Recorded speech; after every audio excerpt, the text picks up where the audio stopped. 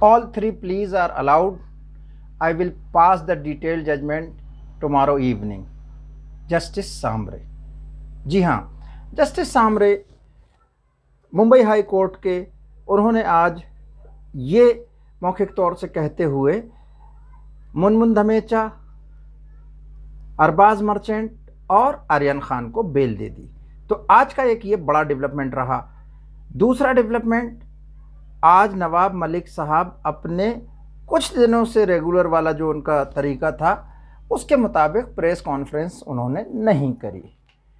तीसरी चीज़, वानखेड़े साहब आज हाई कोर्ट पहुँचे कि मुझे कहीं मुंबई पुलिस गिरफ्तार न कर ले, आप इसके ख़िलाफ़ आदेश दीजिए।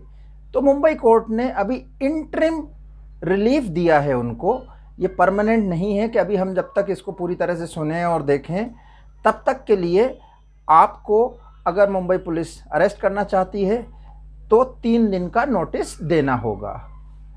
इसके अलावा जो इनकी पत्नी है वानखेड़े साहब की, वो सामने आई और उन्होंने एक संदेश के माध्यम से मुख्यमंत्री उद्धव ठाकरे जी को ये विनती की है कि मैं मराठी और महिला हूँ, अगर बाला साहब ठाकरे होते तो मेरे साथ ये अन्याय नहीं हो रहा होता। महत्वपूर्ण पॉइंट ये कि आर्यन खान केस के एक प्रमुख गवाह गोसावी ने आज सरेंडर किया टाइप लगा मुझे, मगर महाराष्ट्र पुलिस ने उसे अरेस्ट दिखाया है। तो उनकी अरेस्ट पुणे में हो गई है पुराने एक किसी मामले में धोखाधड़ी के।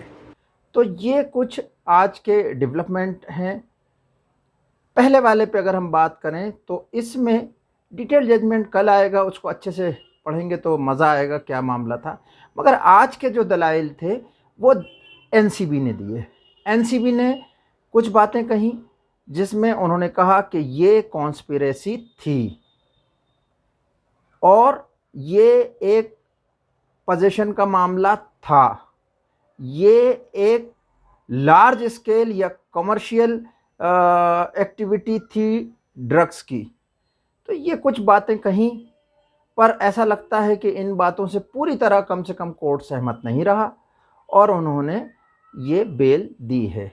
अब कल के ऑर्डर में अगर जज साहब चाहेंगे तो वो सबके दलाइल लिखें और फिर अपनी रीजनिंग भी बताएं कि उन्होंने क्यों लिया है। अगर वो ऐसा चाहेंगे तो उतना डिटेल लिखेंगे। तो गरज ये कि कल तक का हमें इंतज़ार करना होगा। आर्यन खान आज घर नहीं जा सकते, लिखित आदेश जब तक नहीं होगा तब तक उनके लिए मुमकिन नहीं होगा।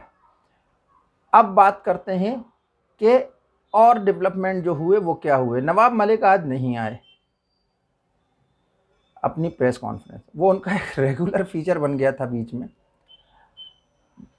जो वानखेड़े साहब यानी कि ये समीर दाऊद वानखेड़े हैं या समीर वानखेड़े हैं, इनकी पत्नी, उन्होंने आज उद्धव ठाकरे जी से अपील कर दी और बड़ी मार्मिक अपील है जिसमें उन्होंने ये कहा है कि मेरे निजी जीवन में हस्तक्षेप किया जा रहा है, आप इसे रोक सकते हैं और ये बाला साहब के समय कभी नहीं हो सकता था। आप एक मराठी महिला की जीवन में ये जो उथल पुथल है, इससे जो संतराप हो रहा है, इससे आप इसमें दखल देकर इसको रोकिए। वानखेड़े साहब, समीर वानखेड़े साहब हाई कोर्ट पहुंच गए कि भाई मुझे बिल्कुल भी भरोसा नहीं है महाराष्ट्र पुलिस पे। ये स्पष्ट तौर से उनका उसमें उनकी तरफ से जो भी प्ली रही उसमें ये बात रही, उनने जो अपनी बात कही, और मुझे किसी भी तरह से इनकी अरेस्ट से बचाएं।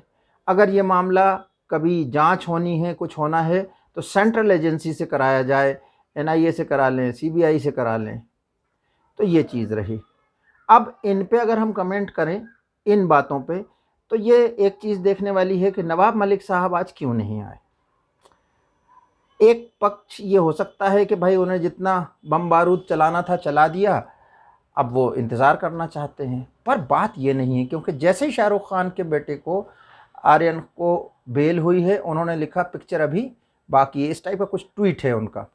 जो ये बताता है कि उन्होंने अभी अपनी तरफ से कहानी ख़त्म नहीं करी है। तो ये नहीं आना, सब इसके बारे में सबसे लास्ट में बात करते हैं कि क्या हुआ है आज।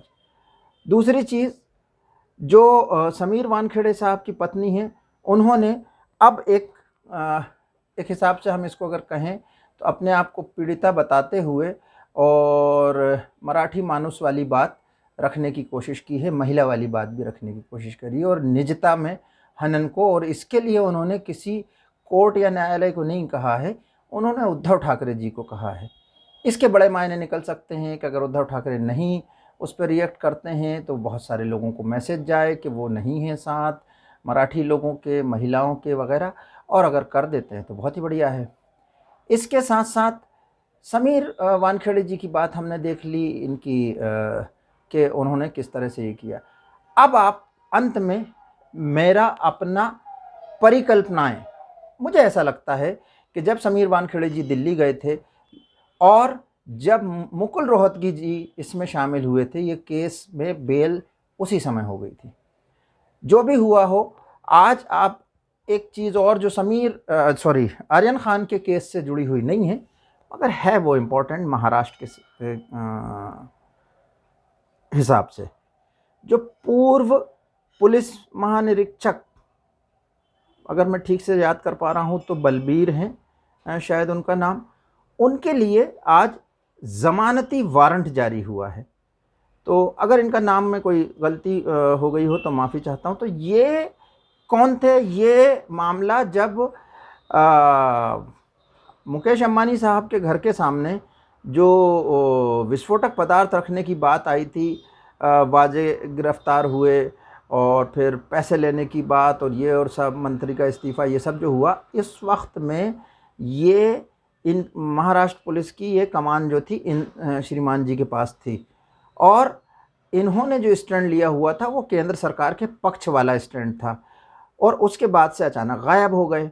जो छनती छनाती खबरों में चल रहा था कि महाराष्ट्र सरकार ने पूरा मन बना लिया है कि इनकी नौकरी पे प्रश्न उठाना है और इनकी संपत्तियों को राजसात करना है, तो लगभग उनको इतने दिन का टाइम देके भगोड़ा घोषित करके ऐसी परिस्थितियां बना रहे थे कि फिर वो अप्रूवल लेके विधिवत जो भी केंद्र से या केंद्र की जिस भी एजेंसी से लेना है उससे लेकर वो ऐसी कार्रवाई कर पाए। पर आज अचानक ये ज़मानती वारंट उनके लिए जारी कर दिया गया।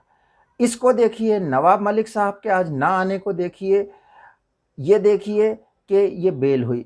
कोर्ट इंडिपेंडेंट काम करता है, मगर राजनीतिक परिदृश्य इस देश में कुछ भी ऐसा नहीं है जिसके ऊपर ये छाया ना होता हो।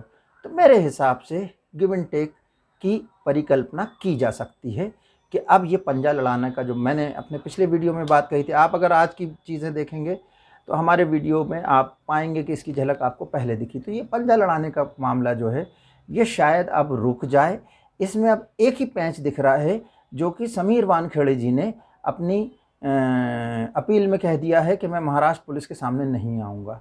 वो किसी तरह से रफा दफा होगा तो ये मामला शायद यहाँ सेटल हो जाए। बैक चैनल कोई ना कोई कम्युनिकेशन इस दौरान चल रहे होंगे, केंद्र सरकार की तरफ से भी कुछ लोग होंगे। मुकुल रोहतगी जी का होना बहुत मायने रखता है। तो थैंक यू वेरी मच दोस्तों, ये पॉइंट थे हमारे।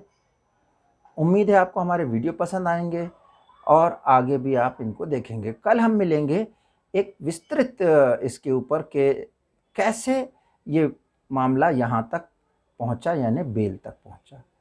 अब आगे क्या है? आगे कल या परसों आर्यन खान घर चले जाएंगे, अपनी मम्मी के साथ दीपावली मनाएंगे। तो उनको, उनके परिवार को शुभकामनाएं हमारी तरफ से। आगे से ध्यान रखें कि संदेहास्पद काम ही नहीं करना है, संदेहास्पद परिस्थितियों में भी नहीं दिखाई देना है, और गलत तो करना ही नहीं है, और गलत करा है तो भोगेंगे आप सज़ा। न्याय प्रक्रिया है, उसके अनुसार आपको उचित ट्रीटमेंट मिलेगा। हमारा ये जो अभी तक एक स्टैंड जैसा दिख रहा होगा आपको कि हम आर्यन खान के सपोर्ट में, तो वो बेल का मसला था कि बेल आज सिंह साहब ने, जो एएसजी थे, उन्होंने कई बातें कहीं, कल इसको करेंगे बात, पर उनकी एक ऑब्जेक्शनेबल बात थी। उन्होंने कहा कि बेल जो है उनके जो मैं ये कहूँ कि जो लबो लुआब था, एग्जैक्ट वर्ड नहीं बोल रहा हूँ, कि बेल जो है वो रूल नहीं है, जेल रूल है और बेल एक्सेप्शन है। तो ये ऐसे कुछ स्टेटमेंट थे उनके जो मुझे लगा बड़े कड़ाई से किसी लॉ को देखने की कोशिश थी, दिखाने की कोशिश थी। खैर, तो इनको बेल जिस तरह से नहीं मिल रही थी ये ऑब्जेक्शनेबल था, जो ट्रीटमेंट था वो ऑब्जेक्शनेबल था, एनसीबी का जिस तरह से इनको कैच किया है वो ऑब्जेक्शनेबल था। मगर केस चलना चाहिए, इनके दोषों पर अच्छे से छानबीन होना चाहिए और दोषानुरूप इनको सज़ा दी जानी चाहिए। ये चीज़ गले नहीं उतर रही थी कि ये अंतर्राष्ट्रीय साजिश है और ये है और वो है और बेल नहीं देंगे, इसलिए ज़रूर था इसमें स्टैंड लेना। Otherwise law will do its own things, and if you are clean you will come out, otherwise you will have to fight or serve the sentence. Thank you very much. Bye bye, take care.